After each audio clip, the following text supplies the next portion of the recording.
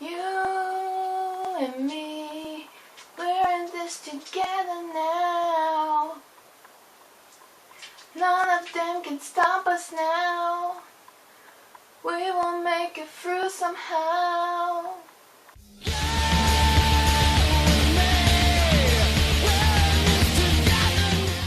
The thing about Avengers is it's not just a good movie. It's a good movie as a fan could possibly want. You see, most superhero comic book based movies start with a promise. That promise is that whatever made these characters last for so long, whatever is true about them, whatever set of attributes and values and abilities and characteristics has remained unchanged throughout the decades, that will be the center of the story. That will be the heart of the movie. Most movies do not fulfill that promise because some people just don't get it. Some people in Hollywood just don't get it. And it's too bad that they don't get it because whatever made these characters last for so long, it's the same thing that will make the movie enjoyable for both fans and non-fans. Nothing lasts that long without a reason.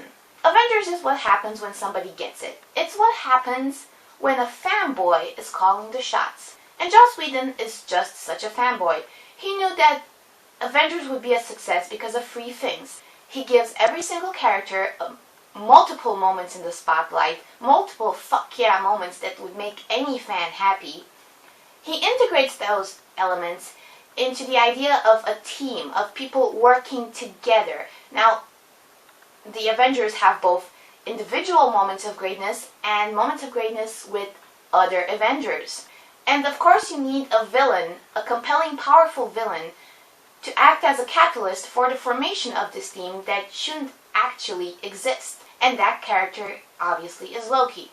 But when you have so much to do, when you have to give everybody their chance to shine, when you have to work on the villain, when you have to do these amazing action scenes, you don't really have time for the smaller, finer details. Take, for instance, how Thor gets back on Earth.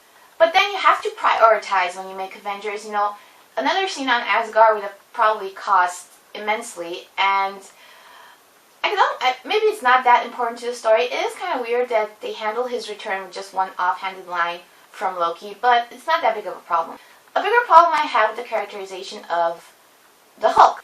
The Hulk, for me, is the best and the worst thing about the Avengers.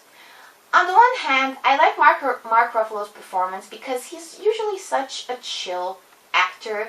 He gives kind of these low-key performances. When he gets angry, it's even more striking. The bad thing about his characterization, about the characterization of both Bruce Banner and the Hulk, is that for one, I really didn't believe Bruce Banner as a scientist. They don't really give him too much to do in terms of science-y stuff. But also, it's kind of hard to be the genius when Tony Stark, played by Robert Downey Jr., is in the room. Also, the characterization of the Hulk takes a drastic turn towards the end of the movie that kind of clashes with his characterization from the first half of the movie. But I'm sure that Joss Whedon was aware of these issues. He just realized that they're not that important in the grand scheme of things, and people won't really care about them. I mean, I noticed them, but they definitely did not spoil the enjoyment of the movie for me. In terms of acting, I just want to say, this is what happens when you have old-ass motherfucking actors that know what the fuck they're doing. Robert Downey Jr., 47. Mark Ruffalo, 45. Jeremy Renner, 40, 41, I think. Both of the Chris's in their 30s. Scarlett Johansson, 28. You still have an average age of late 30s for these Avengers. And this is important because it shows, it's not about getting the hottest new young actors. It's about getting actors with a certain experience, a certain work ethic, a certain discipline. Those are the kinds of things that sustain franchises. Regarding the 3D, I personally was not impressed with the 3D, except for maybe the last 30 minutes of the movie. So, if possible, you should avoid seeing the 3D. I think the movie would work just as well in a traditional cinema.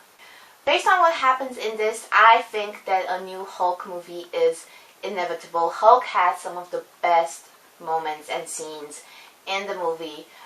I think Black Widow could also possibly get a film because Black Widow definitely proves in this that she deserves to be on the Avengers. That's one ballsy gal. That's all I'm going to say. Hawkeye, don't think so. I don't think we're going to see a film for Hawkeye.